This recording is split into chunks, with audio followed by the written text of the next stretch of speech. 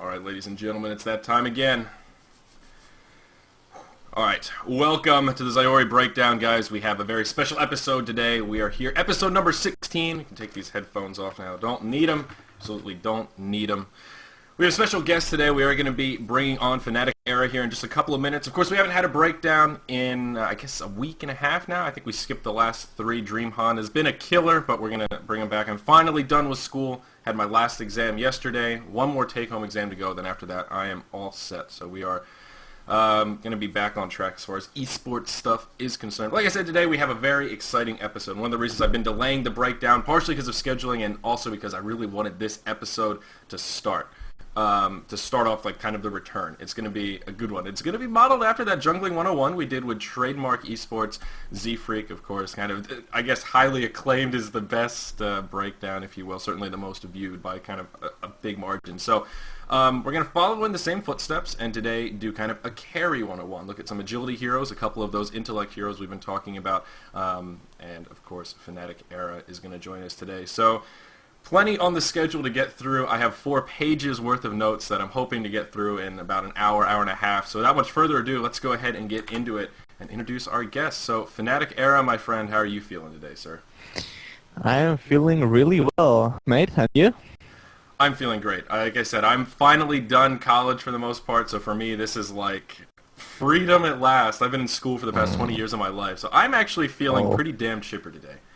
I'm very excited. So, before we get too serious about this carry stuff, I just want to ask you about kind of what you've been up to recently. Your team, of course, FnaticRaidCall, been spending a little more time in Dota 2 recently, and with that announcement of DreamHawn, what have you guys been spending your time? Obviously, you don't have to participate in the EU qualifier, as you're going to be at the returning champs at DreamHack this summer. So are you guys still practicing Dota 2 a lot, or putting more time into Han? Well, we've had almost 3-4 weeks of downtime, actually. Like in both of the games, I haven't been scrimming at all. Just watching streams, to be honest. Not really been pubbing or anything. And now we're getting back to it, getting into a scrimming schedule in Dota. And then as DreamHawn closes, we're gonna boot camp and prepare for that. So that's pretty much what I've been doing lately. Awesome. Very awesome. So, I mean, are you guys looking forward to it? Are you guys really pumped about DreamHawn? Do you think this is going to be what the scene needs to kind of get it back on track and, you know, allow Han to compete with Dota 2, or are you guys still a little pessimistic? Well, I still think that Han is the better game, for sure. And it was really sad to see, like, when Han went down like in the darkness and just no tournament to play, and but now with DreamHawn and small announcements of Han Tour, it's looking pretty good, and I'm really excited about DreamHawn. Yeah, me too, and I'm glad you kind of pointed that out, that one of the things, at least you believe, and I think quite a few members on FnaticRaidCall, is that Han actually is the better game, and that transition into Dota 2 is mostly more maybe a professional decision, where there's a more vibrant scene and more activity, more so than we'd much rather be playing Dota 2 than Han right now.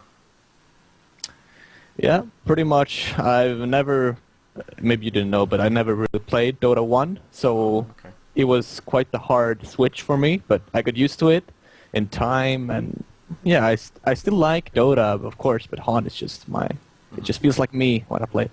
Yeah, definitely. I can understand that. I sort of feel the same way. I mean, I played Dota 1 a little bit, but I know exactly what you mean. So how did you get into the MOBA genre in that case? I mean, almost 99% of the time when I interview a kind of a pro MOBA player, they say, yeah, you know, I played Dota 1 a little bit. So how did you get into it? How were you first introduced? It all started off when I was, how old was I? I think I was 14? Yeah, 14. And my friends introduced me to this game, Heroes of Nearth, that they have started to play at LANs and stuff. And I was pretty pessimistic because I played a lot of World of Warcraft back in the day. And I was really into that. But then as I started playing, I actually started to enjoy it really, really much. And then it just took a huge step out of the ladder and grew far off my friends, so to say. Yeah.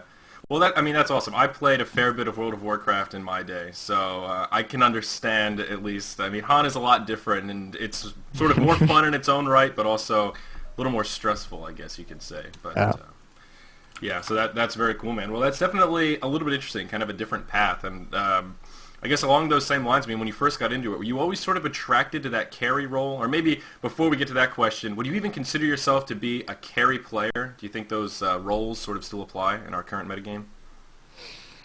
Well, I started off with playing support a lot actually, because of course I wasn't that skilled when I started. Right. So I supported my friends, or well, I thought I did supporting. At least I bought wards, and I died a bit, but I was proud of myself. But then the more I played, the more I started to like going solo and having those extra levels, a little bit more of gold, and taking over the game by yourself. Mm-hmm.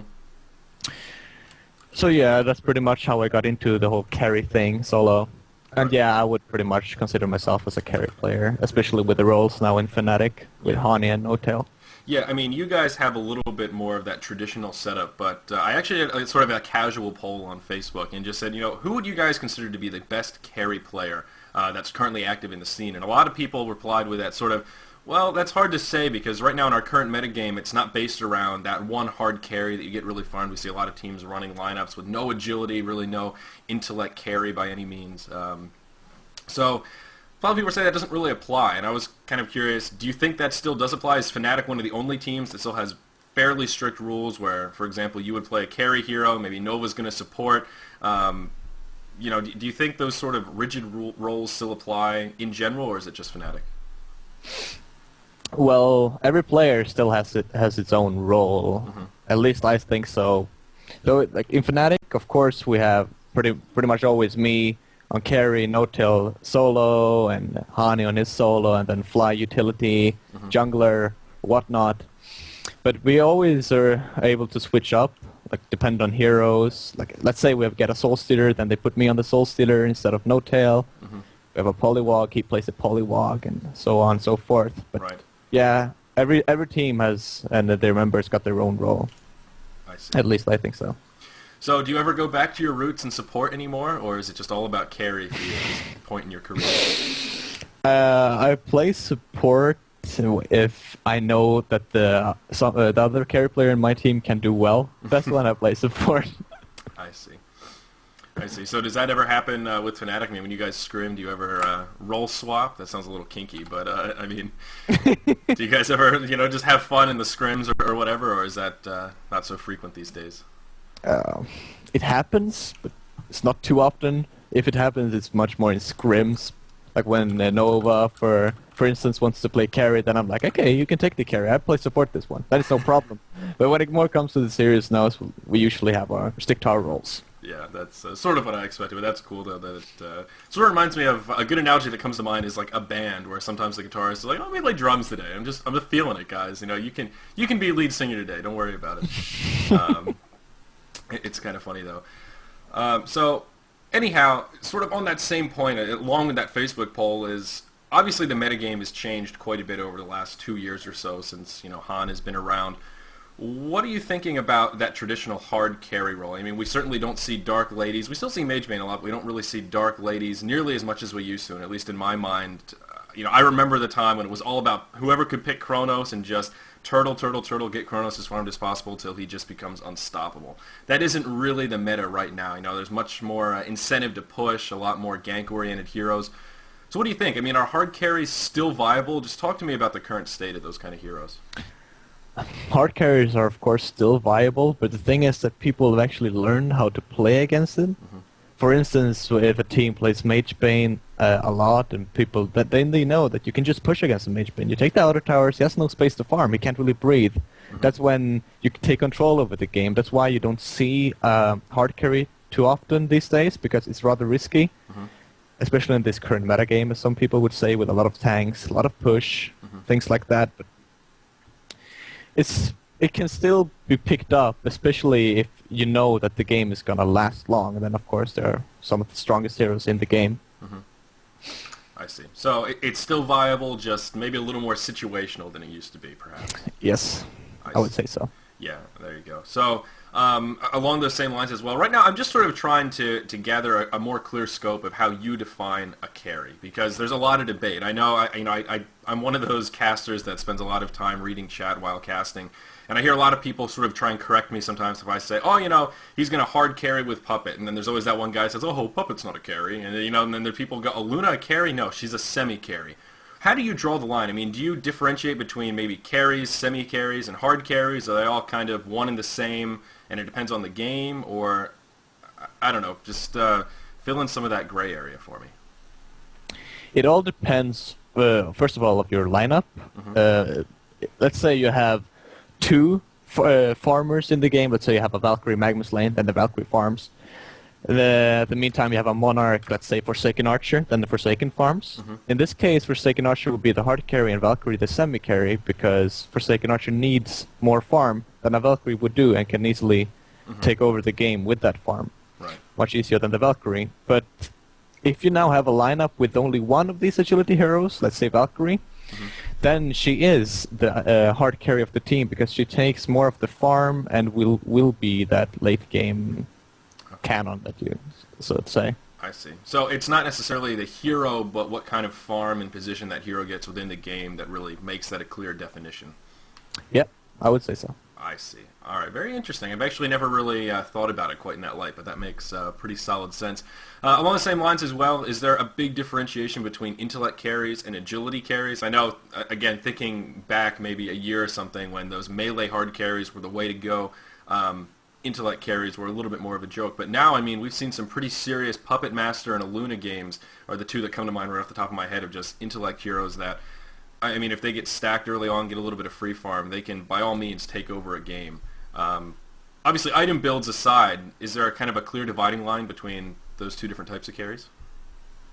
Well, Aluna is it's pretty hard. Well, Aluna is not the same kind of carry as Puppet is, because Puppet Master has a passive that scales into the late game, Whiplash, that actually gives you the crit that scales with items, while Aluna does not have that passive ability, but she is way stronger towards the early mid game because of her nukes and her stun and her extra potential of mobility, while Puppet Master actually requires at least an item, let's say Shroud in this case, to actually move around and put up kills.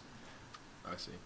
So, okay, that makes sense. That sort of, I always say that just because I know Aluna was buffed not that long ago as far as her auto attack speed, and since then, occasionally, not too often, but occasionally we'll see an Aluna who does take over, and eventually level 25 is just unbelievably strong. But I think you make a good point that Puppet Master sort of is a little bit of an outlier as far as, yes, he's an intellect hero, but it's really that passive that has nothing to do with intellect that makes him kind of the carry that he is, which of course we are going to take a look at Puppet Master later on. We're going to look at 3 heroes today, and Puppet Master is one of them, so we can talk all about Puppet Master and the things he brings to the table later on for sure.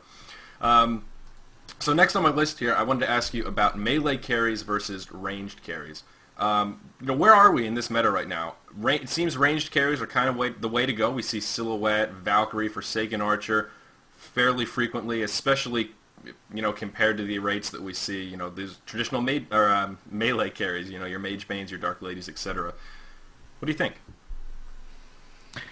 Well, range carries suits better in the current meta game, I would say, because, as I said, it's a lot more push rather than sit back and farm. Because melee carries usually are the ones with the stronger passives, or those always the one that will get out more auto attacks and stuff like that in a fight, rather than a range carry. If you have let's say a Dark Lady in one team and then you have a Forsaken Archer in the other, the team with the Forsaken Archer can push and can push really fast with the heroes, while as Dark Lady, if you push too much, you actually get no farming space. And if you sit back and don't push at all, your team won't really have the farm, but only your hero will have the farm. And that's why at the moment you see more range carries, because melee carries needs way more space, I would say. Okay, they can't just jump in and think they'll survive. While range carriers can actually just stand outside and just be a bit patient with their items and chill a bit. Okay. I mean, that makes sense as well. I mean, would it be too bold of a statement to say that it's a little bit safer to run a ranged carry these days, maybe a little bit easier to execute and just less risky in general than trying to mix in? Again, Dark Lady is just my go-to example. In my mind, she's kind of like the hardest carry, at least that we see in the competitive scene, so I guess maybe I'm overusing that example. But I mean, would that be too bold of a statement, or do you think that's kind of accurate? I think you're pretty like right on top there actually, because yeah, as I said, range carries can just suits better at the moment when you push, and they don't really require too much space and not too much farm either. While a melee carry would much rather have like 600 GPM, and the rest of the team can sit around 200, while a range carry can just sit on that 350, 400 and still be very useful, and have the team around the similar 250, 300. I see. Scales better. Yeah, that makes sense as well. So yeah, I guess that also, it sort of lowers that pressure as far as, okay, if this Dark Lady doesn't achieve, this massive farm that you were just mentioning, she's not going to be maximum effective. But a Valkyrie, like you said, if you're sitting on 300, you can still have a really strong role, at least in that stage of the game. So that's another good qualifier that we could look at. So just out of personal preference, current metagame aside, whatever meta that you want to have this scenario in, who's your absolute favorite carry hero of all time? I'll have to say Puppet Master, actually. Really? And why is that? Because I think that the hero is just far better built up than other heroes. Like, there's a reason why his intelligence is because he has his spells, of course, good CC, a good, very hard nuke, ultimate, but it requires some mana, and he scales so well with a cheap stick, health flower, and just those kind of items. He's just so awesome, especially if you get a shroud and you can just pick up solo kills. Meanwhile, you farm. Yeah, it's just awesome. The hero is just really well made. Yeah, I mean, I've always thought Puppet was kind of a cool hero because I played in beta. I have a pre-order account. So I remember when there really weren't that many S2 heroes. It was mostly Dota ports, and then a couple of the heroes that they had originally designed, Electrician, Puppet Master, the Dark Lady, and a few others. So, I mean, I remember back when Puppet was pretty damn strong, much more of a popular pick, I guess. So I agree with you. I mean, I've always thought Puppet Master was sort of an interesting hero. On top of that, since we're talking about other heroes maybe that are past their prime, the two that come to mind for me as far as carries, Sandwraith and Soulstealer. What do you think about those two heroes in general? Obviously, they both kind of had their time in the limelight. There was that period of time where we saw Soulstealer a lot, and certainly the period of time we saw Sandwraith. What do you think? Do you like those heroes? Do you hate those heroes? I know Sandwraith, it seems to be a love-hate relationship for most people. Well, I love Soulstealer, but I can't say the same about Sandwraith because he is really the best carry in the game with farm. If you would just put him, let's say, 50 minutes into the game versus any hero and his farm versus the other, he would win because he has a true damage passive that without attacks and AoE damage that he puts out, as well as he has great mobility with his ultimate. But he just farms far too slow for me to play. Like, honestly, he requires at least a Mock of Brilliance to be able to pick up farm, and if he actually gets to that point, he can take over. But when do you see a Sandwraith take over like that? You just don't see it anymore because he has zero presence without ultimate, without the items and his ultimate. Yeah. I mean, you're exactly right. You pretty much hit the nail on the head. He just has no effective farming mechanism. Like you said, that sort of Mock of Brilliance is a core item just to give him some way to farm more items. Because other than that, it's pretty much just his auto attack, which is just not, you kind of build him tank oriented a lot of the time. So it's not even like his auto attack is super beefy. So it's kind of an odd thing. Along those lines as well, think about Monkey King. I noticed Monkey King is on your top played, at least in pub games. I see some people in chat procuring about your Monkey King skills. So obviously a newer hero, an S2 hero with that. So what's your take on good old MK? Oh, Monkey King, man. That hero. I must say that he is...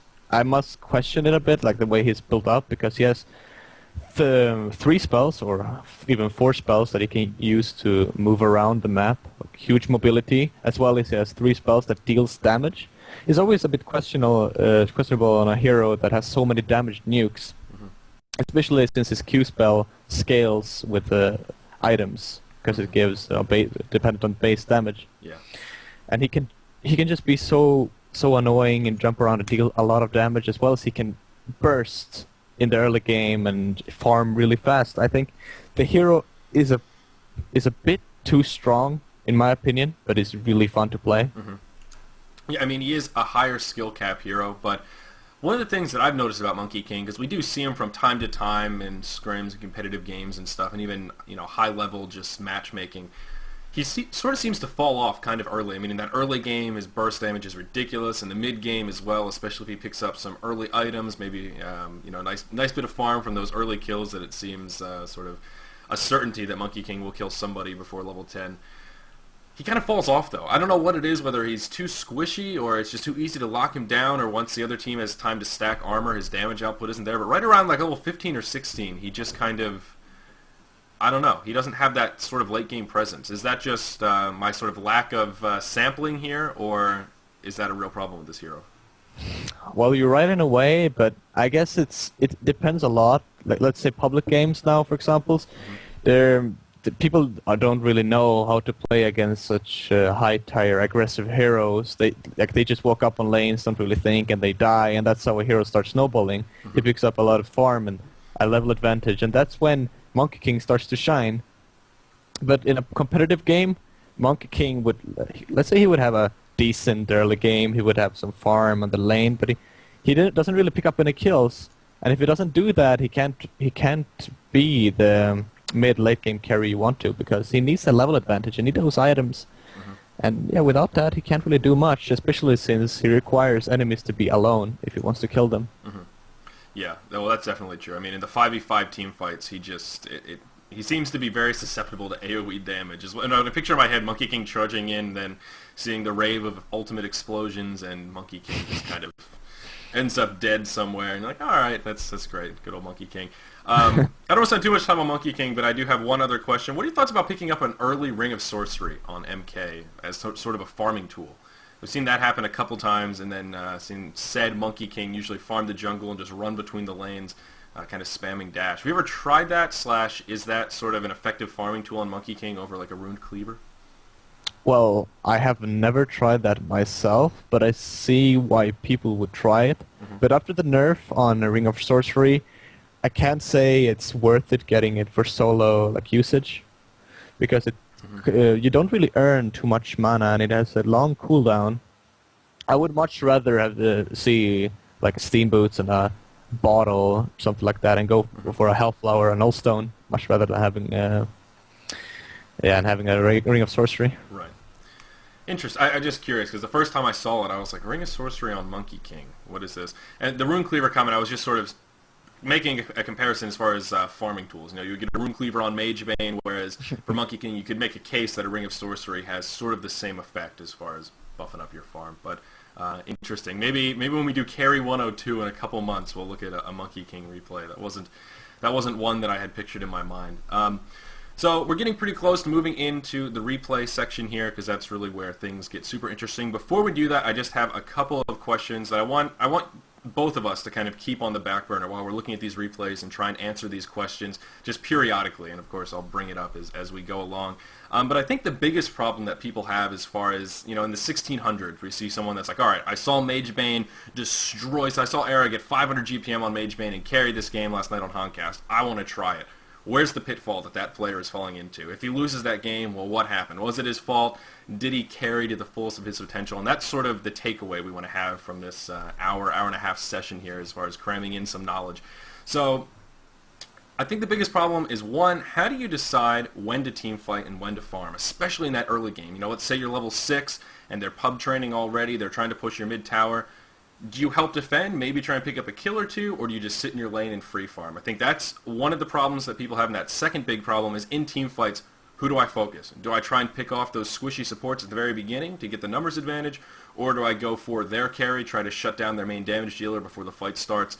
That kind of on-the-fly decision-making, I think, is really what stumps people. So I guess, do you have any comments about either of those, how to tackle either of those problems in sort of a general context? Well, it's really hard to say, if you're not in the game yourself, but Now, with your first example, if they're pub training and they're pushing your mid and you're level 6, um, it it depends. If you see that they are diving and heroes are dropping low, like they have a Monarch or whatever that is really low HP, their carry or main hero is dropping low as well, then you can decide to TP. Then you will actually earn more money than you would than you would lose from the TP and the farm that you would lose from the creeps. But if they are not too low and you will just TPN and just stand there like a moron, then it's just not worth it. Time is money, even in Han, especially on a hero like Magebane. Yeah.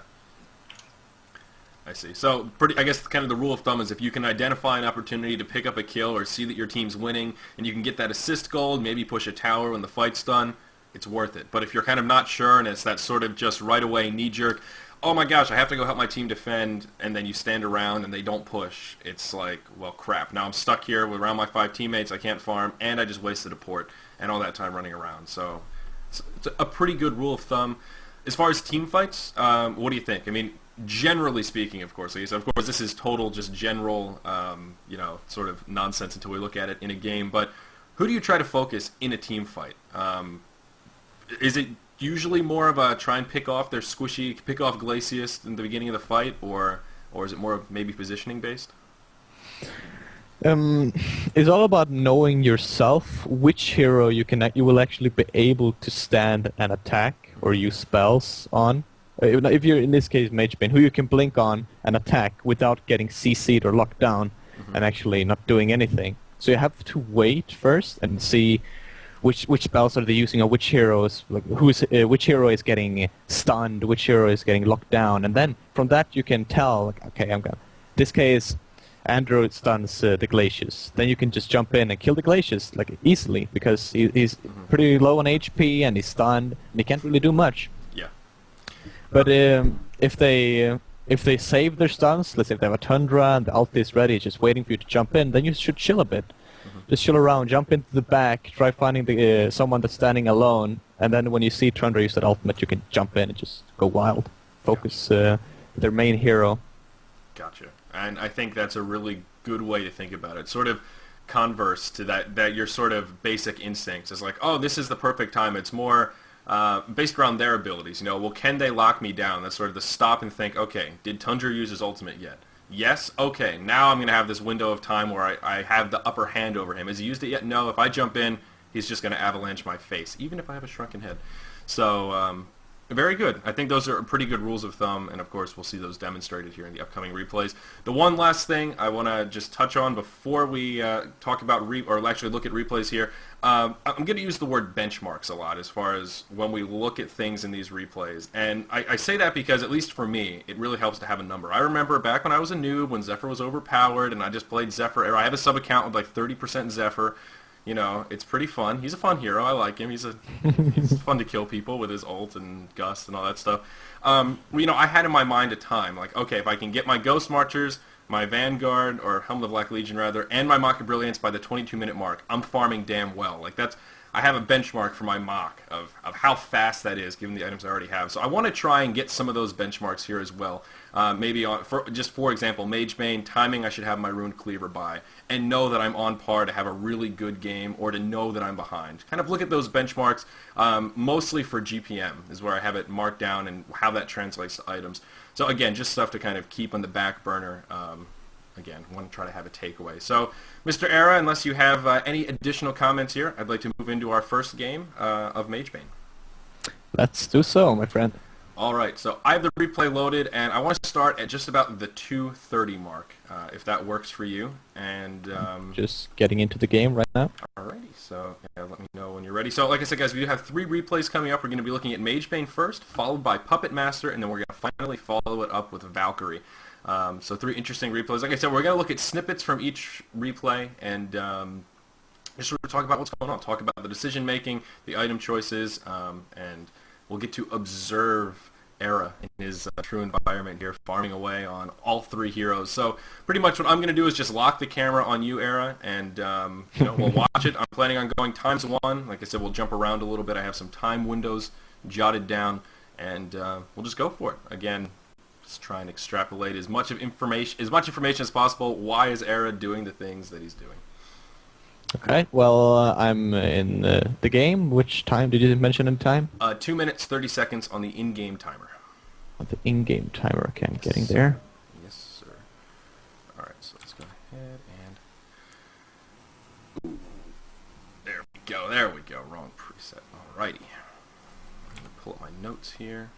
So and also, I do have chat open, guys. It's hard for me to look at my notes and chat and listen to Era all at the same time, but I will do my best to address questions that you guys have. If we have some time at the end, we can do a little bit of a Q&A, depending on how long this stuff takes. We're doing pretty well on time already, so I'm pretty proud of us already. So, y'all ready to go, good sir? Yes, I'm good to go. Alrighty, so let's go ahead and press play in 3, 2, 1, go. So I don't recall what this game is from, which tournament, what have you. That's kind of irrelevant. I just sort of went through recent game history. I tried to find games as recent as possible, not necessarily the best Magebane showing ever. I mean, this is a fine game, but I think actually in a couple of these games, FnaticRaidCall ended up losing. So like I said, the game itself is really not that meaningful, more the actions in the particular games. So you're playing against BXF here, and in the very early laning phase. So we're just about 3 minutes in, still very even, no bloodlust, nothing too crazy. It looks like a pretty straightforward game. You're playing with your good buddy Nova, Glacius lane partner. So first thing I want to ask about is the starting items. You went Shield, Hatchet, and a set of Tangos for your Runes of Blight. Is that just kind of your standard opening on Magebane? And if so, why Runes of Blight over a health potion? Well, I would not say standard, but it's usually the most optimal versus at least one ranged hero. I would change my item build to more regen and skip the hatchet if there actually was 2 ranged heroes and go for Iron Shield. But the hatchet, of course, is required for that little bit of bonus damage. It's Magebane. It's pretty bad on that base damage that he has, but yeah, that's pretty much the reason why. And trees instead of a potion is because you, as soon as you lose HP, you would much rather be able to be at a high amount of HP, much rather than losing a big amount of HP and then having to stay back for those 10 seconds to have to regen up with a potion. So that trade-off is, I mean, obviously the Tangos don't heal as much as a potion. A potion heals 400, and the set of 3 Runes of Blight heals for, I think it's 90 apiece, so whatever that comes out to, 270. So it is less healing, but you may afford in that additional farming time when you're not sitting out using the potion. Yeah, and you can actually take some rest during that time because you're regening real quickly, and you don't really have to be afraid as much as you have to be when you have a potion, because then you can just get pushed back and have a time where you don't get any farm at all. Yeah, definitely right. Sorry, I'm just removing something here. Okay, so yeah, we're all set. Very good. No, so that makes pretty good sense. Also, as far as lane partner with Magebane, is it pretty normal for you guys to do like a Glacius Magebane combination? I mean, obviously he's a hero that benefits from a babysitter, but is there any hero that really pairs well with Magebane early on? Any combos that you're particularly afraid of with Magebane in the early phases? Any 600 ranged hero with a slow... I would much rather have a slow than a stun, because you have to chase some with Magebane, and you deal a really huge amount of damage with your mana burn. That's why he's strong in the laning phase. Okay. People see him as weak, but that's because they don't count his mana burn effect, and it's actually the magic armor that he gives when he blinks and stuff like that. But yeah, with the Glacius, he's able to chase as well as you can just be stationary and out attack while they're frozen, and then you just run after and just burn their mana and deal a lot of HP while they're slowed. So a Monarch or a Glacius would be the best lane partners in my opinion. So how about an Andromeda? Does she sort of fit into that as well, or is that lack of slow? The thing with Andromeda is that she has too short range. Like, she can't really help Magebane during the laning phase. Of course, she's good at putting up kills, but if you can't put up some kills, you will lose way more than you would earn, because she can't stand there and help you get your last hits. Yeah, very true. We see you picked up a kill here. One of the things that happened quite a few minutes ago, but I wanted to just touch on, as far as a Bloodlust kill, you know, we saw Nova come up, you guys set up a really good kill, and when I was watching this replay initially, it looked like they were sort of considering trying to give you that last hit, and they were just like, no, fuck it, he's not close enough. Tempest just goes ahead and takes that Bloodlust kill. How do you guys draw the line for that? I mean, are you always, or Glacius grabs it rather, are you guys sort of always trying to give it to the carry if possible? I mean, how much of a risk are you willing to take to give your carry that bloodlust? Is risk being that player getting away, of course. In Fnatic, we actually much rather have the early kills on the support, so they are able to buy the flying courier, get those wards, get those boots ASAP, because the carry will nevertheless get the farm on the lane. Right. She will always get the creep farm, so the early kills doesn't really matter too much if your supports actually are able to pull out really big items in the start for that. So I would much rather have seen first blood on Glacius and stuff like that. Interesting. So that actually isn't a mistake or anything. That is basically intentional, trying to allow your supports to get a little bit of farm at least through the way of that bloodlust. So that's interesting. I actually did not know that. Is that kind of normal across most teams, or is that something somewhat unique to Fnatic as far as that mindset? I think most of the teams actually think about it the same way as I put it out, but while they're in the game, they're just like, Magebane is our only chance late game. He needs those kills, he needs that. And then it just comes down to them letting Magebane take the last hits. But that's when the carry himself has to say, you know, chill bros, I got this nevertheless. Grabbing kills is okay. I see. Yeah, and that's a good thing to point out as well. Talking about it and then when you're in the moment are definitely two very different situations, so a good thing to differentiate between. In this game here, of course, just glancing at your items, you did grab that life tube first, which we're going to talk about in a second. As far as benchmarks are concerned, in this game you hit 300 GPM at 7 minutes. At that point, once I don't know if you really dip below right now, you're at about 302, so at least maintaining that 300 GPM.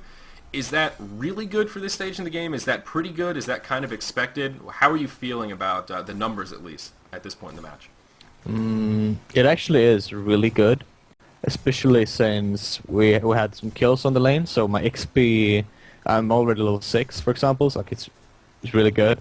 And then, well, there's a reason why we picked Magebane in this game. It's because we sort of have a tri-lane top with the Tempest in the jungle.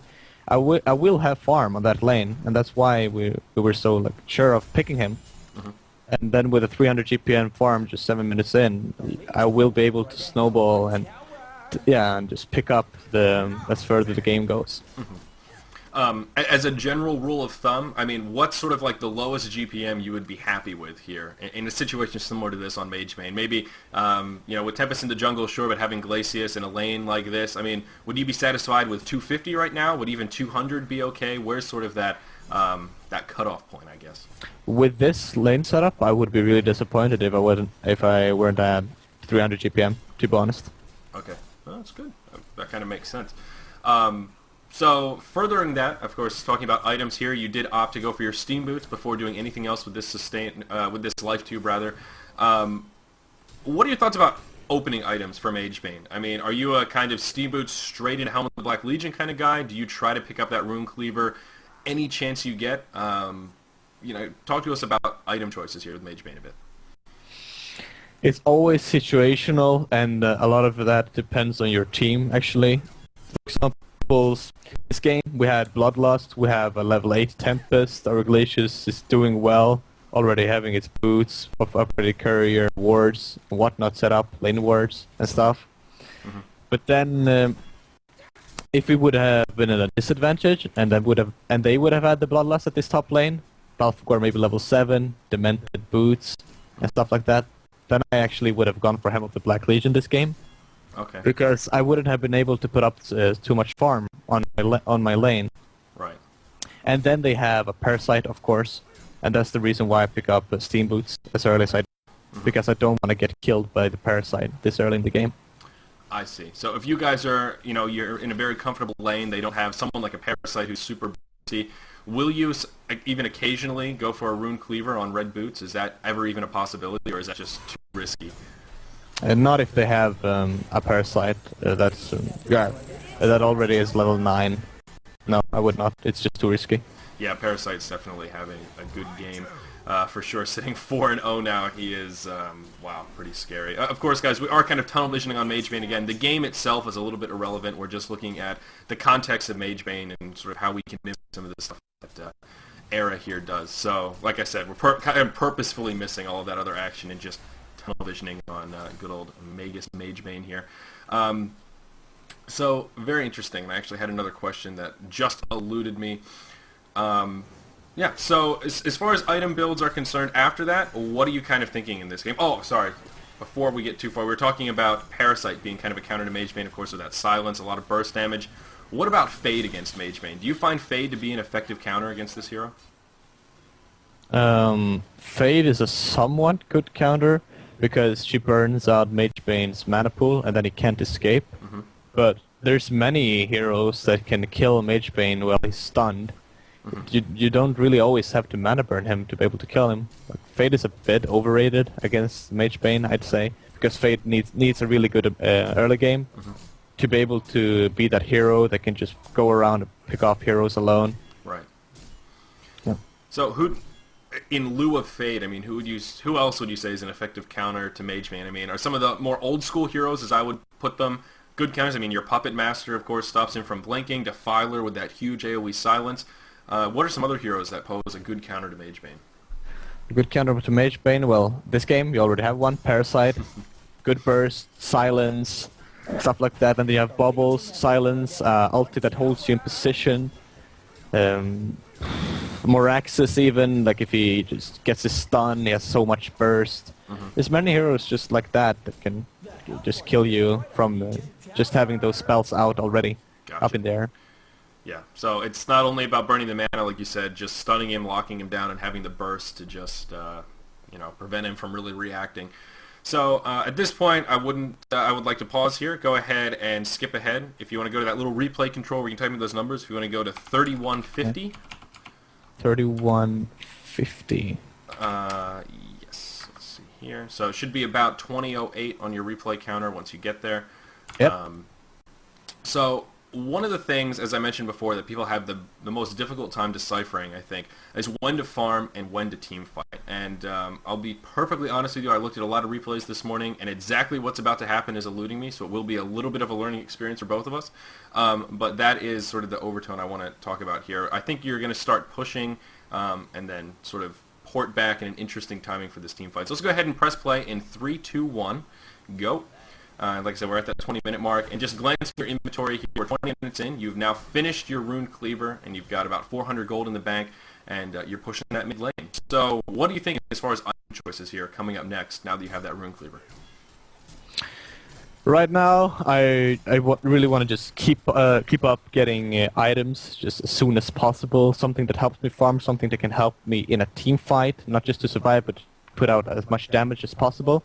So Geometer's Bane is the most optimal thing because of the Firebrand, the mobility and the attack speed and the agility gain. You will farm much faster, and because of the illusions you will of course be able to burn more mana, and with that your ulti just puts out way more damage. So is it pretty much Rune Cleaver, Geometer's Bane? Do you ever veer from that build order? Well, it's not always, but I would say it's the most optimal thing. I see. I mean, that makes sense. Like you said, it's not set in stone, but it is, by sort of general standards, a very, very good, very good item combo as well. So, yeah, there's still, this action hasn't come up quite yet, so we'll just sort of we'll follow Magebane here for another minute or two, continue talking about item choices here. Later game item choices. Talk to me about Wingbow a little bit, because that's an item that I think is a bit underrated, given that we never see it. You're one of the few people that will even run it occasionally. Is it a worthwhile item, I guess, in general, and then on top of that, on Magebane? I think Wingbow is the best item in the game on a carry, personally, because of the attack speed and the evasion. It's just survivability and aggression in the same item. It's just awesome. But yeah, on Magebane you have so much attack speed already. You will of course already have a Geometer's Bane before you get the Wingbow on Magebane, at least in my world. So you will already have that pretty decent survivability, and then with Wingbow you will almost be unkillable for right-clicking heroes on the other team, because you would just be able to put out such a huge amount of damage before they would. Right. And yeah, just attack speed gains. Yeah, this is overall a really good item. Overall, just everything about it is just favorable for Magebane. So Yeah. we're at this. Oh yeah, sorry. We are at this point now though, where I was talking about you're in the mid pushing that tier 2 tower, while the rest of BXF here is knocking on your front door, that bottom lane taking a lot of pressure. So you're actually not going to port back right away. We see your team is sort of huddled up in the base. The tower falls. They're attacking the barracks, and you're still just chipping away at the tower. And you're actually going to stay until the tower falls, secure the last hit, and then port back right away. So I guess the real question here is all about that timing. Of course, you do port back. You guys pose a very nice defense just in the nick of time. I'm not sure if you pick up a kill here or not, but you certainly do a lot of damage. You do finish off Balfagor and Demented Shaman, going to meet the same fate. So you guys clean this up pretty damn well. It ends up being a 1-for-4 exchange. At first glance, I saw it, I'm just like, uh-oh, uh-oh, uh-oh, and then you totally turn it around, you don't even lose barracks. So, I mean, we can sort of look at that fight in slow motion if you think that'll help, but just talk to me about that decision making. I mean, did you know right then that you definitely had enough time to finish off that tower and then port back? Was that a little bit of a gamble? What's going through your head when something like this is going on? Well, when I started pushing mid, of course, I told the team that, guys, I'm pushing mid, don't do anything stupid, don't go out and die. They're like, okay, then we chill a bit. And then, you know, I see that our tower's dropping, but I also see that their positioning is really good. Like, they have split heroes, Torture standing outside. Tempest can't really get that good ultimate off that we need to be able to capitalize on that team fight. So I stay a bit, take the tower, and then I hear Fly saying, okay, we can go now, it's a perfect ultimate time. Then I'm like, okay, then I finish the tower and I TP in, and then of course she nails the ultimate, get 2-3 heroes, and we just capitalize from that. So it's all about communication and knowing that you will not lose more than you will gain. Yeah, I mean, I think it kind of goes back to the point you made earlier on that it's all about that specific time and knowing when, okay, this is the time I can port in, and as soon as I get there, I can do a hell of a lot of damage, either pick up a kill or assist in a kill, instead of just porting in too early and then kind of running around hoping you're going to be able to get a kill and ending up scaring them away. So I think that's a really good point, that it's about the communication, and in that situation, you knew you had the time to take the tower. So obviously, a super cost-effective exchange for you. You got a tower kill, picked up a double tap, and now, I mean, your farm is just out of control. You're at 450 GPM. You know, you've got 2,400 in the bank, a Whispering Helm. I guess before we end this replay, because that's all I have before we move on, talk to me about this Whispering Helm pickup a little bit, because we are going to see Puppet Master next, and of course that is an item we'll spend a lot of time talking about, so not too frequently we see it on Magebane though. Well, I was just gonna say actually that I almost forgot about it, but yeah, Whispering Helm is an item you go where you know that it's gonna be a lot of farming, but at the same time you have to move around like a lot, so, and there's gonna be a lot of team fights, because you always have to be rather high on HP, and when you know that you're gonna stand and right-click in the fights, it's gonna be battles. You're not gonna just jump in and then jump out to nail the last hits. You have to stand and fight. For example, Maraxis, he comes in. I have to be able to stand and fight and just and not just drop and then not be able to do anything in the team fight. I would actually have to just be there and be the annoying factor I can be. That's why Whispering Helm this game. Alright, well that makes perfect sense, a very good way to explain it. Unless there's anything that we missed, I'm ready to move on to our second replay here. Yeah, let's do so. Alright, let's do it. So, of course, that was Magebane, ladies and gentlemen. Pretty slow and skinny, like I said, with 3 different heroes. With the jungling 101 was a little bit easier, because jungling is really, really crucial in those early minutes, and after that it becomes very relative to that game. With carrying, every game is a different story, so I tried to find games that had points that we could illustrate. So again, on that timetable, I want to pack in as much interesting stuff as possible. So coming up next is the Puppet Master game. I will have the match IDs in the description of this episode, so not to worry if you want to check out the replays yourself. They are certainly available for download. So bear with us here for a moment while I look around, because I have so many damn replays in here. Okay.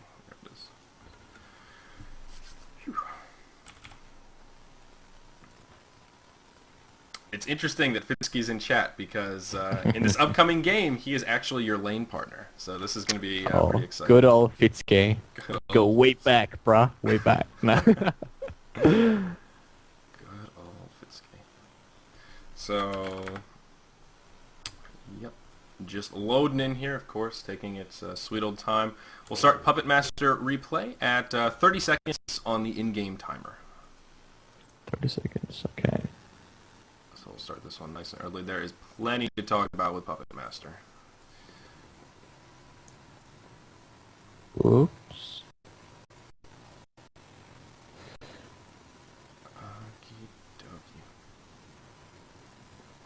All right. All right, I'm there now. All right. Okie doke. Let's see. Here we go. All right. Perfect, perfect, perfect. So if you're ready to start it up here, we'll count it down and get going in 3, 2, 1, go. So before we get too into this replay, guys, I want to mention that this is a very, very strange game. It is by no means a league game. It's a scrim, as you can see from the array of different names here. So it is a little bit unorthodox. The hero picks as well are a little bit strange. Unfortunately, Era hasn't played too many Puppet Master games super recently, at least not on this patch. So I found this one and I was skeptical, but I did pull out a couple of good points. So again, take these games just sort of with a grain of salt. It's more the individual plays that are significant here. So first, I guess, Era, do you remember this game? Can you give us any story before we get into it? I remember my team sucking ass, but nothing else. Yeah, I think this is one of those games where in the end you guys don't win, which I don't think we're going to witness the end of here, but indeed not. So you are laning with Pyromancer. We see Fntc here, and you guys set up a very early Bloodlust kill here onto Demented Shaman, so that is good. Era going to be the one to pick up the Bloodlust gold, so of course your farm going to start off with a bang. Obviously, Puppet Master Pyro is not the most standard of lanes. I guess talk to me about how this came about. Of course, Pyro is going to end up supporting you, and it ends up being a pretty powerful lane, so maybe a little viability here. You guys going to try this in the next Fnatic game we see? Probably not, but it all started. It was an all-pick game, I think, and Fntc was like, I'm gonna play this, press random, and insta-ready. Pyromancer. I'm like, okay, I'm gonna play this, and it's Puppet Master, so... But in the end, it actually works out pretty well, synergizing with the Puppet Show and stun, lots of CC, both range, so it's not too bad, actually. Mm-hmm. Yeah. Definitely. It does end up working out pretty well, like I said, and we're going to spend a lot of time just talking about the Puppet Master item choices and builds. So the first thing I want to point out is your starting items. Of course, 4 minor totems, a guardian ring, and then your 2 sets of runes, and then you pick up you finish that ring of the teacher, the scarab, and the side shop here once you get the appropriate farm. I noticed through watching several replays, that's kind of your go-to build. That's what you do on Valkyrie more often than not. Is that just a standard starting item with a ranged carry hero, or I guess give us some insight into those choices? It all depends on where you lane. Like a side lane, it's really important to have that you are able to push. Like in the end, that you have to be able to push fast. That's why a Ring of the Teacher is really great. And with 6 trees, of course, you have lots of reach, and you are always able to stay in the lane, as I stated the last game. Mm-hmm. So yeah, that's pretty much why. Yeah. I mean, it makes sense. It's a very straightforward beginning build. Of course, Ring of the Teacher, a ridiculously powerful item, especially early on. It makes sense. It's a very well-rounded build. Of course, you don't have a hell of a lot of mana regen. And you talked about Puppet Master. There's a reason that he's Intellect, and that reason is because he needs that mana. You know, he needs that mana gain. Do you find yourself needing more mana regen on this hero than you would on a hero like Valkyrie? Is Ring of the Teacher just sufficient for your needs? Not really, no, because on Puppet Master you will most probably always get an item like a Hellflower or something like that that actually gives you mana regen. And in the start, actually, you have some mana issues with Puppet Master if you use your Puppet Show or Puppet Hold on every cooldown, but it's not that often that it happens, so... Right. Yeah, I mean, that makes sense as well. So we're going to see another kill here onto Demented Shaman. We see some pretty serious burst potential between the Pyro Puppet lanes. So, like I said, a little bit strange, but still, I mean, pairing Pyro with someone with with a big stun as well as all that burst certainly can be favorable. So I want to talk about benchmarks here. Again, in this game, you're 1-0-1. Of course, that Bloodlust Gold, you're a little bit inflated. So 4.5 minutes in, you've already crossed that 300 GPM mark. What are you thinking in the way of benchmarks for Puppet? kind of in general. We're going to see, unfortunately, Era is going to fall here thanks to, or actually no, maybe you do survive. Whoa, I got ahead of myself. This is so weird. We just have to look at this first before we continue. Okay. This is so... What is it? Go for it. You see now, like, I was trying to hide there, but he throws his shards like so randomly that they actually cut the trees to the right, and yeah, I show myself. God, it was so weird. But yeah, anyways, before that happened, I was looking at, you know, okay, I might get an early shroud. I will be able to just be up in the ass of the Dark Lady and just kill her every single time, so she won't be able to outfarm me in any way. But now when this happened, it kind of stopped me a bit. But of course, I come right back into the lane. And well, as of now, I would say that I'm going for an early Whispering Helm to be able to pick up the early farm and yeah, be able to come into the mid game strong with a shroud, right, or something like that. Yeah. But yeah. Before we get too sucked into items, I do want to ask you here, as now that you guys are kind of dominating this lane, how do you decide to build Puppet? We see you're leveling Puppet Show as your primary. At level 3, you were 1-2, and then level 4, you get that first point in Whiplash. Now, this is one of the things when we see Puppet Master, by we, I mean Breaky and I, it seems to be a lot, there seems to be a lot of variance between starting builds with Puppet Master. Some actually go level 1 Whiplash, some go level 1 Puppeteer's Hold, some level 1 Puppet Show. We've seen people level Whiplash as their primary, Puppet Show as their primary. Is it variance based on just every game being different, every situation needing a different one of Puppet Master's skills, or do you have kind of a set build? I guess just sort of shed some light on what seems to be the mystery of building Puppet Master. Well, the only reason that I personally leveled up Whiplash, I always leveled up 1-1-4 before, when the Whiplash actually gave you damage, a percentual amount of base damage. But now that they removed that and just gave Puppet Master some more starting damage, you don't need to level the Whiplash in the start at all. Instead, you can have a way better killing potential on the lane with the leveling the Puppet Show, as the AoE actually grows when you level it, and the CC time. So yeah, I think it's actually pretty stupid to level up the Whiplash in the start. Yeah.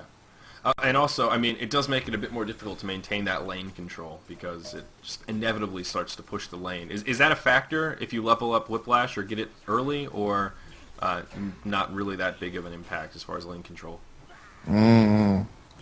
Well, before you actually pushed up a lot more, but it didn't really matter too much, because you would most probably see Puppet Master on a solo lane before, just because he had so big role on that solo that he could have like 100 damage to a 60 attack damage bubbles and just be able to dominate, just for examples. Right. And yeah. Yeah.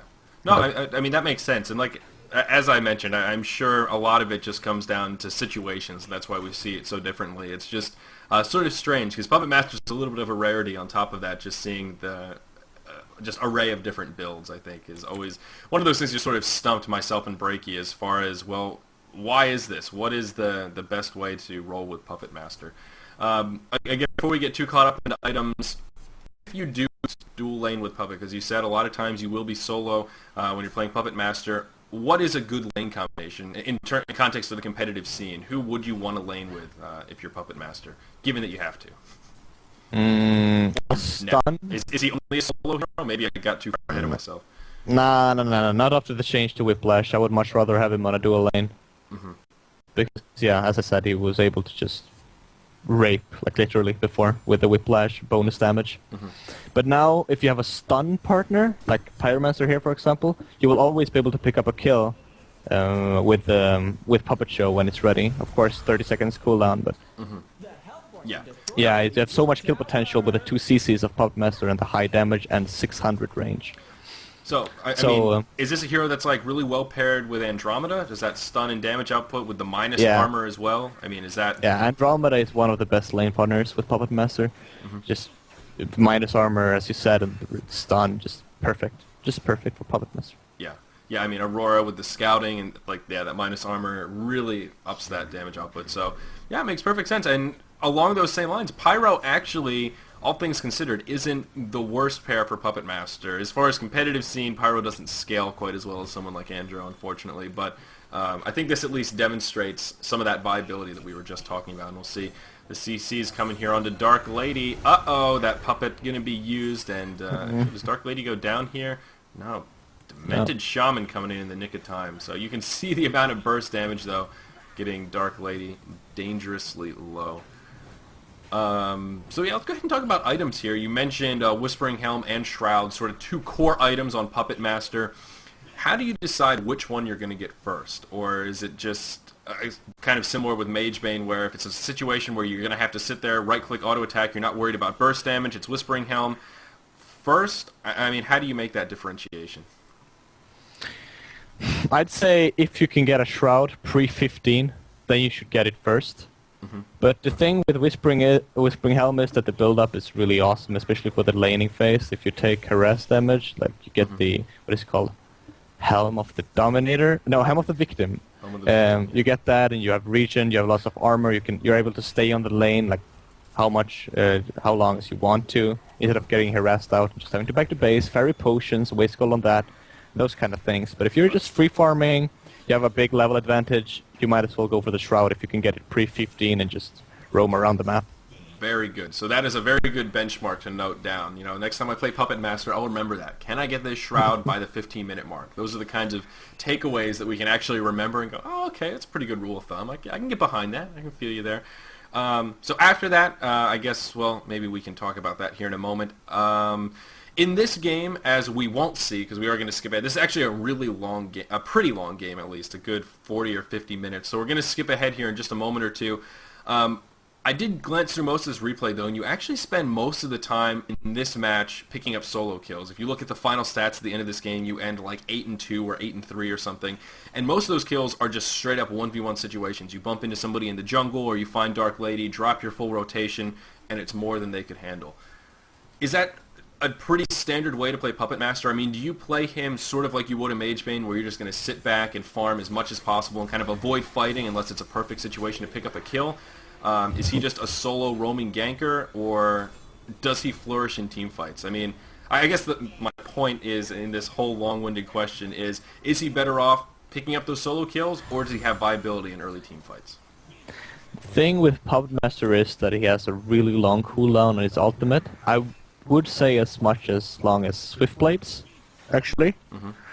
And both Swiftblade and Puppet Master really alike with that, because when Puppet Master has cooldown on his ultimate, you are better off farming, because you won't really have solo kill potential. Maybe with a teammate you will be able to pick up a kill, but you would much rather have a solo kill on Puppet because of the XP you would get, and if you have level advantage, you will just be able to be the more scary hero late game. And then of course you have farm as well with those solo kills, but with those solo kills you are able to snowball way faster. I see. Kind of, you know, the analogy that comes to mind are those 2-minute mages back from good old vanilla World of Warcraft. Pop the trinkets, POM Pyro, pick up a kill, then go hide for 2 minutes waiting for your cooldowns to come back. Exactly. It's alright, good. That's a fair analogy. Alright, very good. I can sleep well tonight knowing that I made a good Honda World of Warcraft reference. So, no, I mean, that's a good thing to point out, though, is Puppet Master is very positioning based, especially before you get those core items. As we see here, it looks like you may get taken out, although your team is going to come support you. So perhaps not. Fntc's got your back, bro. Going to throw that stun. As always. Yeah, as always. It looks like you will survive this bout of aggression here. But yeah, positioning with Puppet Master particularly important, because he's not like a Magebane, obviously. He doesn't have a really super easy escape mechanism, so that's always something to keep in mind. And that's one of the things we're going to look up in the upcoming team fight. And I think after this little bout of action here around the 14-minute mark, we can go ahead and pause and move forward. Hopefully, I'm hoping that you pick up a kill here. This is, no, maybe not. Actually, it's gonna really be weird scrimmage. Here. This is a really weird game, like we said. Yeah. It's kind of a strange. So, all right, let's go ahead and pause here and hop forward. I believe I have the times logged right here. So in that little replay control box, we'll go to 44:08.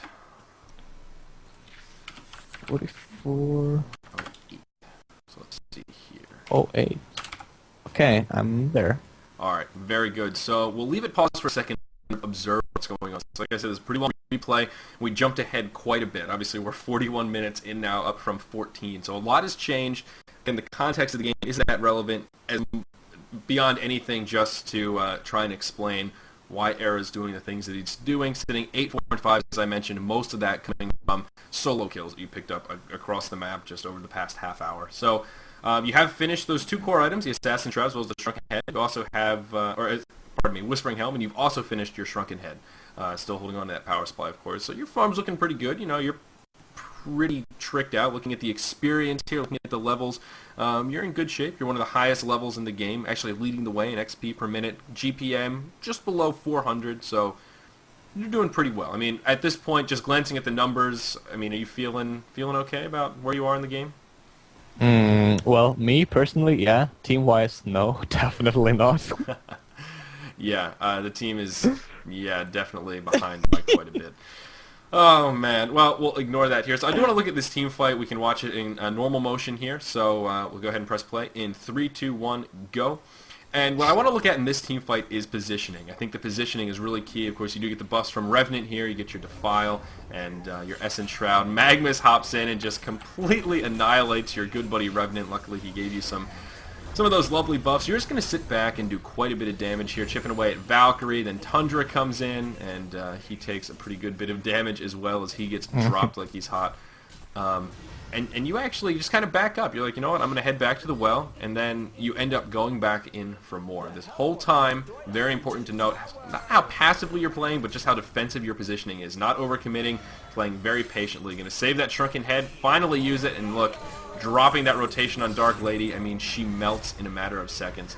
Valkyrie going to be dangerously low, and then you're going to kind of chase them out and follow. So, amidst my little bit of commentary there in that fight, talk to us kind of about the decision-making in that fight. Anything I might have missed, or maybe emphasize something that I touched on that was particularly important? Well, the thing is, when you have a Shrunken Head and you're versus a Sheepstick and a Tundra, you don't, or well, rather just Tundra, you would not want to use the Shrunken and then get ulted by Tundra, because that's a full duration that could get wasted. And that's really not what you want to do. You want to have full use of those 10 seconds where you can actually just move around and right-click and use your spells as much as you can. So that's why I played so patiently in the start. Like, I didn't click my Shrunken, I just waited for both the Sheepstick and the Tundra ulti to come out before I actually moved in and decided to drop the TDL. Because if I would have just ran in, I would have gotten Tundra ulti and then just right-clicked to death by that Dark Lady.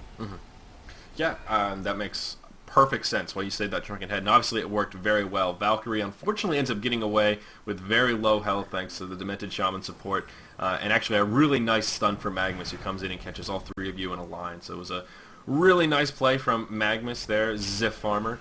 But yeah, I mean, that positioning, I think, is it safe to say that patience on Puppet Master is particularly important? I mean, it's important on a lot of heroes, but for him, in a team fight like that, it's so important not to overcommit and get picked off early. Is that sort of the key to Puppet Master's success in this stage of a game, kind of like this?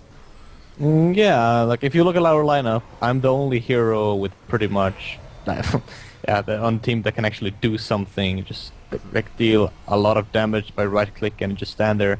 As you see, if you click on Scout items, he doesn't have a Shrunken, Dodge Repulsor, 5-10-2. Not really gonna do much. So yeah, I'm the saving grace of the team, so I have to position myself well and not get picked off and out of the team fight, because then there's not much hope for my team right here. Gotcha. Makes perfect sense. It seems to be my closing line here in all these games. So that's all I have for this replay. Like I said, it was really kind of a strange game, and I was a little bit biased as far as picking replays, because I really wanted a Puppet Master game, because I like Puppet Master. We don't see him enough. You're one of the only people that's been running him. So I was desperate to find one, and this was one of the first ones I stumbled on that wasn't too old. So I guess my apologies for picking sort of a strange game, but I think a lot of the points about Puppet Master in general are applicable across the board. Of course, that 15-minute Shroud benchmark, I think, the most valuable takeaway for Puppet Master. Era, any closing words for Puppet Master before we move on? Not really, no. But maybe, as you've seen that fight, though, that I used the Puppet first, and then decided to taunt Dark Lady to auto-attack it herself, if you saw that. Yep. That's one thing that you can use on Puppet because the hero that is right-clicking the Puppet herself won't be able to kill it. And the Puppet actually can take more damage than it actually has in HP. So if it is at 1 HP and the hero is still right-clicking it, it will still deal the damage that the hero is dealing to the Puppet. One important thing to remember is you can do so much burst damage with Puppet Master. Right. Yeah, and that is a really good thing to point out. As we can see, the Voodoo Puppet takes 180% damage. So if it has 1 hit point left, then a Pyromancer ults it. All of that extra damage that spills over is also applied. It doesn't cut off at the max health of the Voodoo Puppet. So a lot of potential there. If you can time all those abilities right, I mean, you can do an absurd amount of burst damage. So absolutely right. Before we move on to our last replay, I just want to ask you, Harkon's Blade, one of the items that I really like. Apparently I talk about too much. You know, somebody actually sent me an email explaining how Harkon's Blade works, because I talked about it so much he thought I was confused about how it worked, thinking that it was another item or something. What do you think about Harkon's Blade? I guess, first of all, I know Puppet Master is a hero that it works on. What do you think about that item, especially in the context of good old Puppet? The thing is that Harkon's Blade is not really the most optimal carry item, I'd say, because it doesn't... the only thing it gives is damage, and damage that it gets switched over to magical. And these days you would most often see Shrunken Heads, Barrier Idols, and Shamus Headrest on those tanky heroes, but most often Shrunken Heads on carry heroes, and that's when Harkon's Blade is completely wasted, actually. So that's why it's a really, really situational item. Really situational item. But on Puppet, of course, it's so good because, of course, the ulti is magical damage, and that combined is just devastating. Gotcha. Very, very well said. I think that sums up Harkon's Blade pretty well. Really, it was just a joke gone awry where I brought it up in one game, and I thought it might be applicable. And it was a weird situation where there was a Forsaken Archer carrying who was really farmed, who ended up getting a Frostwolf Skull, and the other team was like tank meta to the max, and they all had like 30 armor, and I suggested that a Harkon's Blade could be a potential solution, even though it's weird because with all that armor, you know, mitigates all of her physical damage, and of course everyone just made fun of me because, well, why would a Forsaken Archer ever get a Harkon's Blade? Don't you know it takes 75 magic or 75 mana per auto attack? Forsaken Archer's mana pool would never be able to do that, and it was upsetting. The guy's email was nice, his heart was in the right place, but alas, I actually do know how Harkon's Blade works. Just one of those things. I don't know. I mean, have you ever considered getting a Harkon's on Forsaken Archer? Am I that far out there, or? Well, I would if the situation was nice. But it's like if the other team only has armor, and I see that they don't have any they don't have any Shrunken Heads, they don't have Shamus Headresses or anything like that, and the only way of me being able to put out as much damage as I want to is a Harkon's Blade, then I would. But only if I'm sure that I will be able to auto-attack without having any problems in the team fights. Gotcha. Makes perfect sense with all the other things that we've been talking about, kind of along the same lines. So if you're ready, we can move into the last replay. We're doing pretty well on time. We've been going about an hour and 15, so we'll kind of speed through the Valkyrie replay a little bit. So should be all set. Do you have it loaded up? Do you have... Yep, I'm good to go. Ready to go? All right, I'm at the 2-minute in-game timer. Sorry, I probably should have mentioned that before. Getting there? Yeah.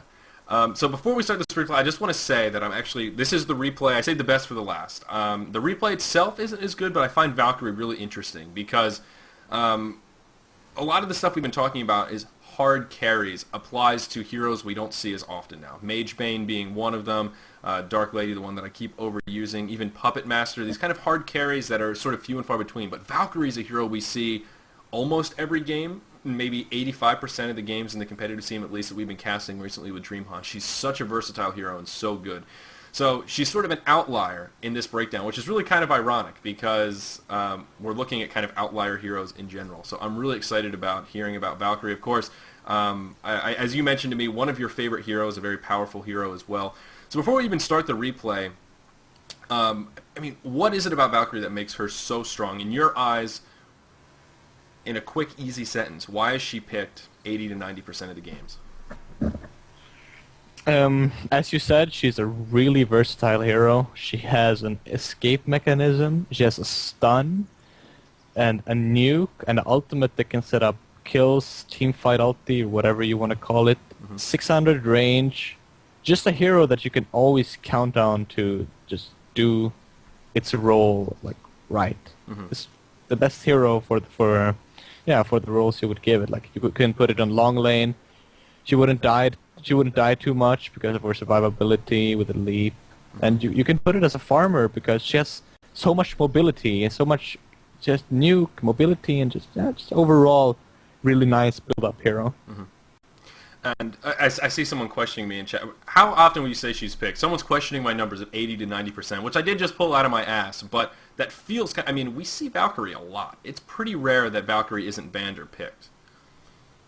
Well, you're actually pretty right there, though. 80-90%, maybe. I'm talking maybe like, pretty competitive games, whatever, 1800 plus, whatever you want to coin it, teams. Well, she is always picked, to be honest. Like, if she's on the board, she would most likely be picked.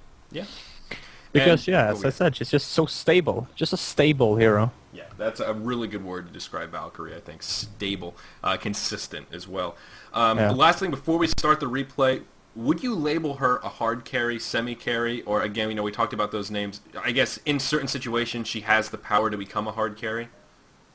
Yeah, once again, if she gets the early farm she needs to be able to become a hard carry, let's say starts off just as good as the Magebane game I had, 300 GPM, 7 minutes in, then she can definitely be the hard carry a team would need in the late game. But if she only has a decent early game, let's say 250 GPM, 7 minutes in, she would have the factor of a semi-carry, just be there, put out a decent amount of damage, but not be anything outstanding, so to say. Gotcha. There we go with those benchmarks again, those numbers that give us a little bit more meaning, at least when we're playing. So we're at the 2-minute mark. Let's go ahead and press play, get into this particular game here in 3, 2, 1, go.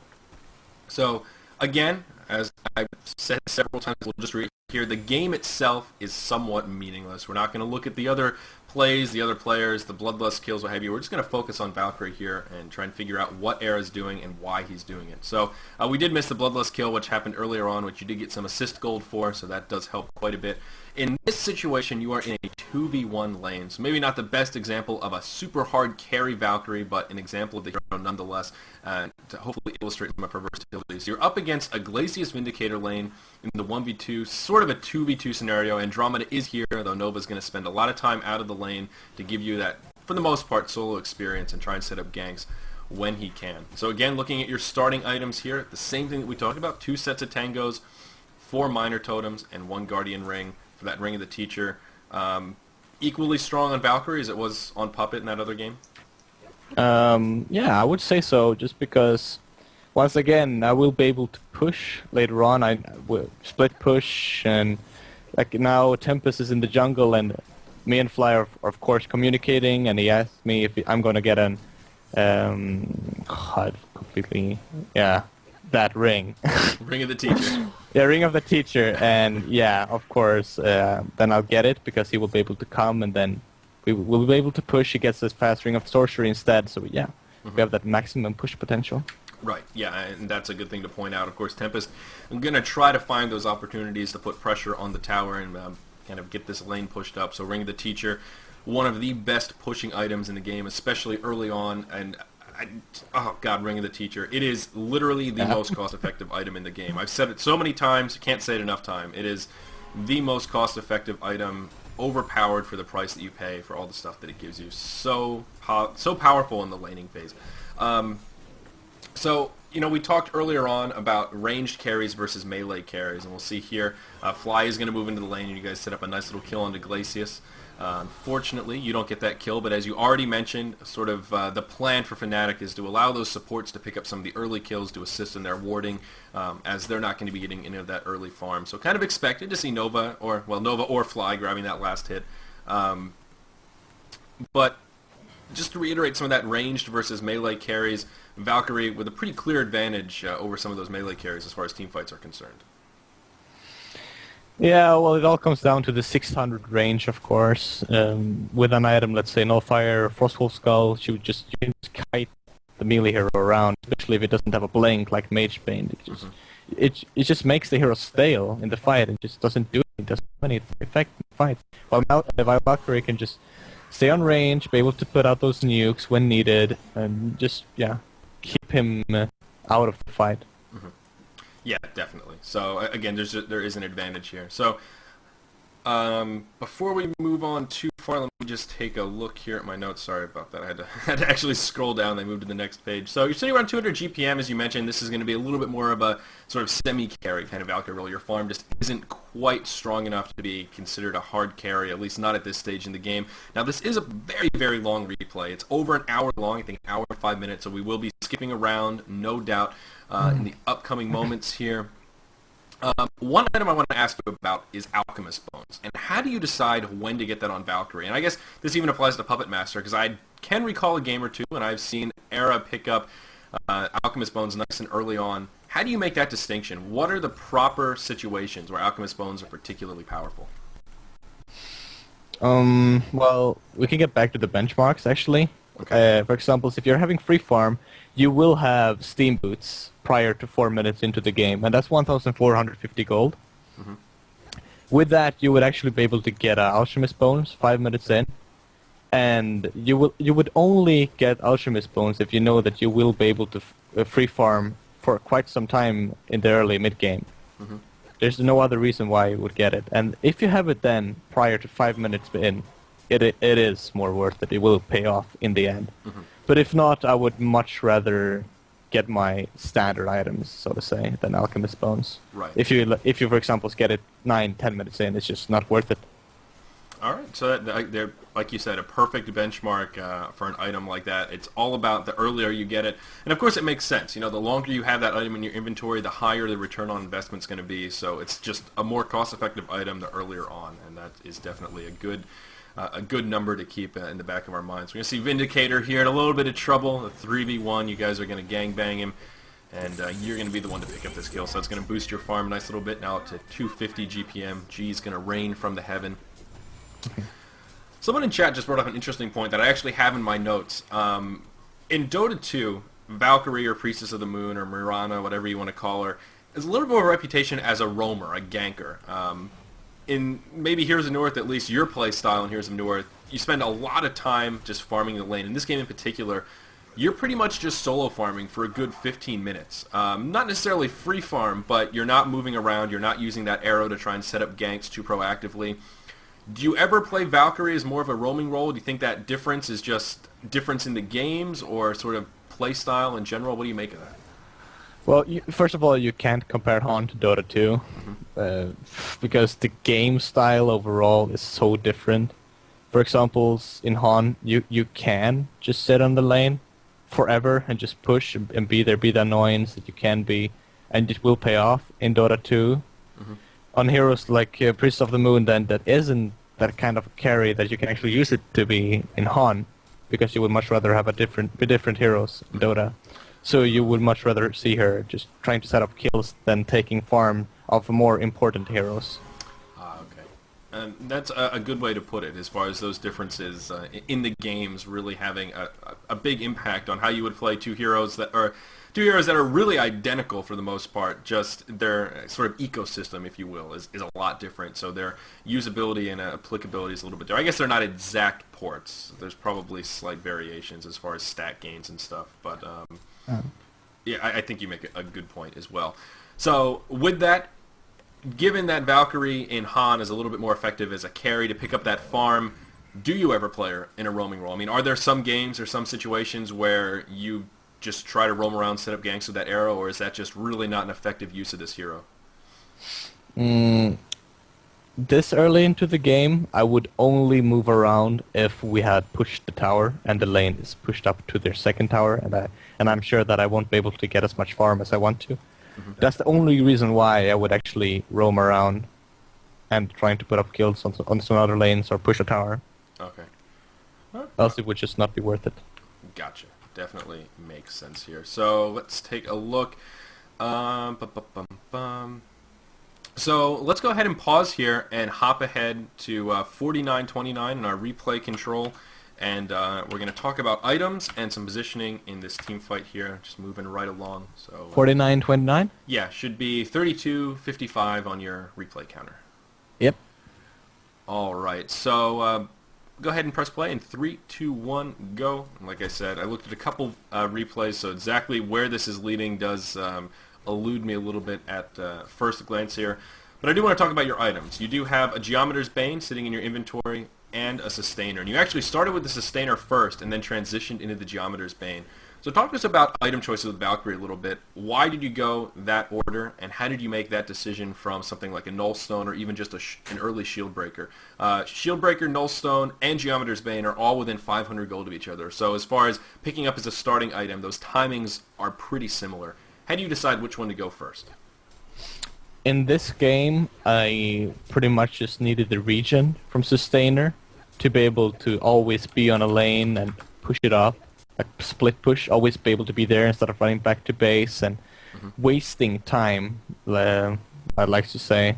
So that's why I went Sustainer. I actually wanted to go on Nullstone first, but then I noticed that the enemy team had really high levels and good items on almost all of their heroes except Glacius. And especially since Geometer's Bane can remove both Vindicator ulti and Keeper of the Forest ulti, I decided to make that one first. Alright, well that definitely makes sense. And this game, I guess, has slightly higher utility than Nullstone, so definitely makes sense. I was just sort of curious, because we do see heroes do. When do you opt for a Shield Breaker? When is that kind of your go-to item to start things off? I would go for Shield Breaker when the enemy team has rather tanky heroes, but not too much base armor or armor overall. If they do, I would rather go a Lifesteal or Slow, to be honest. But if they don't, yeah, that's when I would go Shield Breaker. Gotcha. All right. It makes perfect sense as well. So coming up here, I believe that you hold. Now, there is like a little fight coming up here pretty quickly, and you do make some executive item choices. Of course, you do have 2,700 gold in the bank, so you're saving up. And in this particular game, you end up going a really interesting route with items, and we'll just do a little spoiler here because I guess I gave myself too much a lead-in time, at least for that item pickup. You end up with a Charged Hammer next, which is really unorthodox. I mean, we see Charged Hammer so little right now. What do you think about that item? Is that just purely situational? Was it just for the lulls here, or is that a really underrated item? It looks like that Engage I was talking about is going to come up here as Torture is going to fall. But yeah, so what do you think about Charged Hammer? It is a really situational item. It's when you pretty much have to push up lane, you need some AoE, you have to put on some damage, and that's fast, but also when the enemy team has lots of armor, it's like a Harkon's, but in a different way. Like, since it's AoE damage more, and it doesn't cost you that amount of mana as Harkon's does. That's when Charged Hammer is better, and that's why I went for it rather than Shield Breaker. Just because, look at the Kraken, for example. He has a demonic. Keeper of the Forest can give the buff, and can give another 12 armor. It's just way too much armor for a Shield Breaker or any other item to be effective for physical damage. So Charged Hammer is the best item choice for damage I can go. Oh, all right. I mean, again, I've been saying this too much, and that does make sense. I mean, very situational with that magic damage helps mitigate. So, sort of along the same lines as a Harkon, like you said, just less hardcore, less of an investment, and I guess a little bit better for these physical carries. The dogs are going absolutely crazy. I apologize. Someone just came home, I think, so they're, of course, alerting the masses, which is absolutely terrible. Anyhow, I don't know if I jotted down the wrong time here in this timer, but oh my god. Era, explain some decision making here so I can mute myself. I mean, what are you guys thinking in the game right now? You're pretty close. I mean, are you feeling pretty good about Valkyrie now? You talked about earlier on, this isn't a game where you're going to be much of a hard carry. You're up at 375 GPM. Are you crossing into that threshold of a hard carry now at this point? I am, to be honest, I'm not even close to being close to... Oh, well, that sounded weird. Well, I'm not I can't say I will be able to hard carry this game with only 390 GPM. I would at least have to be around 450 GPM to be able to be the hard carry, so to say. And yeah, I'm just not even close to that as it is right now. And yeah, this game is so weird now if you see what's going on. Yeah, it is definitely getting pretty strange here, and I really hope I didn't load up the wrong replay because I do not see a charged hammer coming quite yet. Maybe I just jotted down the wrong time. It's coming soon, my friend. It's coming soon. It's coming soon. Okay, I think I just jotted down the wrong time because I was picturing something much different to come out here in what we're seeing. So you have 5,700 gold. Regardless, the replay is getting pretty interesting, so I guess it's not so bad. You guys end up in kind of a base race, trade bottom racks for mid lane and bottom racks as well, and now you're just going to go straight to the top. So, yeah, 4 seconds. So I'm going to connect with Vindicator. I guess we can kind of cast this here a little bit. The tower's going to fall. Polywog Priest going to come in. This is getting intense. This game is a little bit weirder than I originally bargained for. It looks like Deserto is going to be able to fend this off, and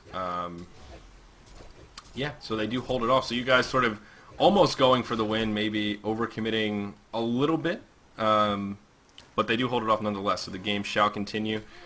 And I'm hoping that Charged Hammer is coming soon, because I have to admit, now I've lost my bearing, and you can't see me. My hands are up in the air making the I don't know what to do face.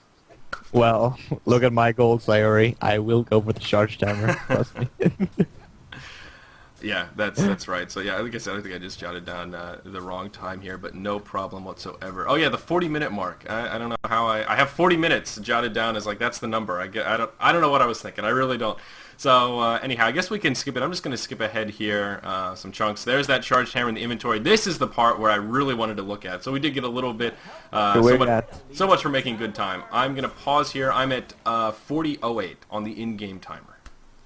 40:08. Yes. So my apologies. I must have hit a 2 instead of a 4 or something in my numbers, and that just ruined all of my organization here. Okay, I'm there. All right, so 3, 2, 1, let's go.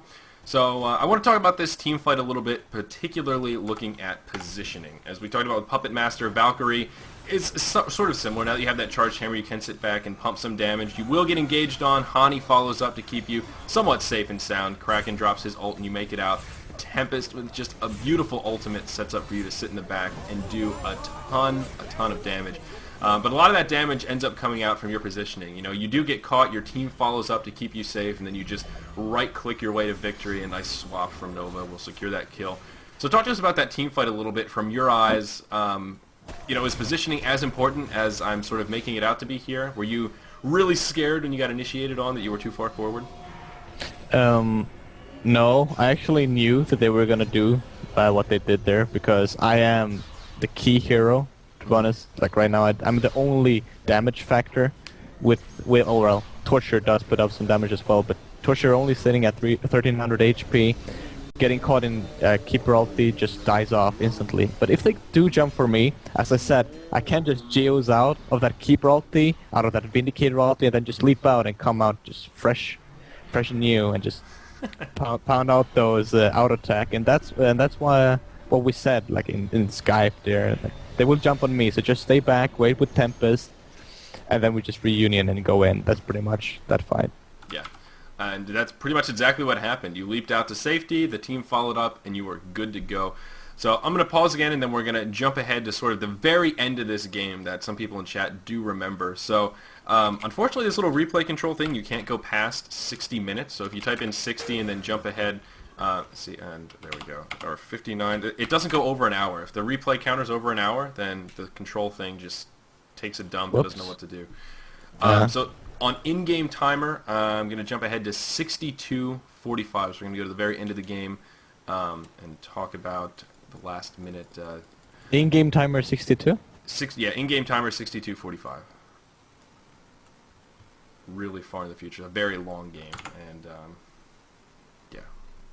We'll finish up here in just a few minutes. Just want to look at this last team fight. So we can go ahead and... Are you have it there? You ready to go? Wait a second. Okay. Alright, I'm good to go. Alright, so we'll go play in 3, 2, 1, go. on ×1 speed, naturally. So your inventory's changed a little bit here over the past 20 minutes. Of course, that charge hammer, you've now picked up a wing bow. Right after that last team fight we just watched, you do end up splitting those steam boots and picking up post-haste. Why do you end up doing that? First of all, I mean, I guess post-haste, you don't really think of as a go-to carry item. Of course, the mobility is really good. Is that pretty standard for you to do at this point in the game, or I guess 45 minutes into a game, or is it just because of that huge amount of gold farm after that team fight? Why that decision to get post-haste? Post-haste is really strong, particularly in this game, just because our 2 lanes will always be pushed. Or, well, 3 lanes. We have a melee barrack taking top, melee barrack taking mid, and bottom. Those lanes will always be pushed up, and I can always be there and close to their base and be able to backdoor, so to say, whenever. We're just ready to... Yeah, if I'm far too pushed up, I can always go back to the base as well. That's why. So it's just that perfect utility item here for this game. You guys do kill Kongor. Of course, you are the one that picks up the token here. So no big surprise to see that. So we're just going to sort of observe here. I would have cut this short already, but I do remember the end of this game is really absurd, and you end up sort of being the hero. So we'll give Era his time to shine here. This huge cataclysmic team fight ends up being a little bit of a loss for you guys. You end up losing 3 heroes. You get sheeped and kind of leap out right at the end. And yeah, obviously team fight not going well for Fnatic Raid Call here. You guys are pretty much out of buybacks. This Hellborn team is going to push up there just on a rampage. We see Pharaoh, Hani, the lone defender here, going to hold things off as long as he can, but they are on the rampage. All the while, though, Mr. Era up in the top lane, making it rain all over Glacius, going to destroy the last Legion barracks. And then you're going to try and push it in here for the win. So I guess, talk to us about what's going on here in some of this decision-making. Well, my whole team just died, so I'm pretty much alone. I can't fight them 1 versus 5, so I have to do something. And with that, I have to take towers, because then actually some of my teammates are able to buy back. I thought, no, they can't. But as you see there, Honey interrupting TPs. As I see TPs, I just react and go leap out. But yeah, I have to do something, and the only thing I can do is TP there with my post-haste, as you just said, I just picked up. And just do what I can, and what I can do is, in this game, win the game. Yeah, and in the end, you do actually finish off the throne. Just barely, you are like 1 hit from death, 68 hit points left, and you do finally take it out. So it is a very close call, but you do end up being the hero, and we'll see kind of the world tree pretty close as well. So that's a good way to put it, though. I mean, that was really your only option. You couldn't really defend. Hani comes in as the noble defender here, right around that 65th minute. Hani comes in and catches 3 heroes inside of his mummy walls, which is absolutely huge. Unfortunately, he doesn't stop both the ports, but I guess... Or he does stop both the ports, pardon me, which is very well done, and Vindicator ports back. So you and Hani are both the heroes, I think, in this situation. He definitely sets it up to make it possible. Pretty intense. Ended up being a pretty intense game. So as we've gone for quite some time, I think that does bring us pretty close to an end. Do you have any closing comments here about Valkyrie before we move on? Well, I just wanted to say, like, this game, I did not know what actually would happen. So that's why I only picked up a Bulwark instead of upgrading it into a full Demonic or a Doombringer. Because if I actually would have died there with either of those items, I wouldn't have the buyback, and then they would have been able to win the game. But luckily, I survived with like 60 HP, so yeah, nothing else to it. Yeah, definitely. So... very cool. I do want to take this time to thank you, Era, for making some time to do this with me. I know you dedicate a good 2 hours or so of practice time, so I really do appreciate it. I know you have a busy schedule, so hopefully you enjoyed yourself. I know I learned a good bit. Hopefully some of those people at home learned a good bit as well. This VOD will be up ASAP, cataloged on ZyoriTV/breakdown. Era, do you have any closing remarks, shout-outs, plugs, anything for us before we wrap it up? Well, I just want to give a shout out to my dear fans out there that has always been so supportive ever since Dirty Minds back in the day. And of course, shout out to my team Fnatic. Alright, very good. So, of course, we talked about DreamHan. Fnatic Raid Call already qualified for DreamHack as the returning champs. You guys do not need to worry about the DreamHan qualifiers. So, unfortunately, we haven't seen too much Fnatic Raid Call play recently. But I look forward to it, man. I look forward to seeing you at DreamHack as well. Hopefully, if time allows, perhaps we could grab a beer. We should do, my friend. We should do. Awesome. Sounds great. So, thank you for watching, everyone. Like I said, the VOD will be up if you missed anything. The replays are available for download, and those match IDs will be posted. Thank you so much. Of course, the NA, is it day 3 now? I think day 3 here of DreamHack coming up tonight at 8 o'clock p.m. Eastern Standard Time, so make sure you tune into that at the Honcast channel. I'm Zyori. As always, follow me at all the social networking at ZyoriTV on Twitter and Facebook.com/ZyoriTV. So I think that is going to do it here for Breakdown number 16. Enjoy yourselves. Be kind to yourself. Be kind to each other. And enjoy this beautiful summer weather. Take care, and we'll see you guys next time.